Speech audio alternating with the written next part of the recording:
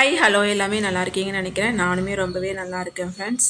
இன்றைக்கி என்னென்னு பார்த்தீங்கன்னா, டியூஸ்டே வந்துட்டு நான் வெற்றிலை தீபம் போட்டிருந்தேன். அதை தான் உங்களோட ஷேர் பண்ணிகிட்ருக்கேன். வெற்றிலை தீபம் பார்த்தீங்கன்னா, நம்ம நினச்ச காரியம் கண்டிப்பாக நடக்கும்.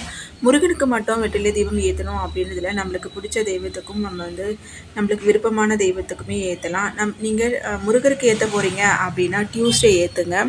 கண்டினியூஸாக டியூஸ்டே ஒரு 48 வாரம் நீங்கள் ஏற்றிட்டு வந்தீங்கன்னா நீங்கள் நினச்ச காரியம் கண்டிப்பாக நடக்கும்.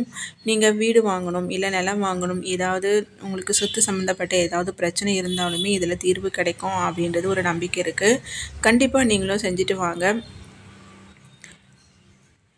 அடுத்தது நான் என்ன பண்ணியிருக்கேன்னு பார்த்தீங்கன்னா, ஓம் சரவண பவ அப்படின்னு சொல்லிட்டு எழுதி அதில் 6 விளக்கு ஏற்றிருக்கேன். நீங்கள் வெற்றிலையில் வந்துட்டு 6 வெற்றிலை வச்சுட்டு குங்குமம் மஞ்சள் வச்சு 6 தீபமும் ஏற்றலாம். இல்லை நடுவில் ஒரு விளக்கு வச்சுமே ஏற்றலாம். நான் ஒரு விளக்கு அங்கே ஏற்றிட்டு வெற்றிலையில் ஏற்றிட்டு ஓம் சரவண பவன் எழுதி ஒரு 6 விளக்கு ஏற்றிருக்கேன்.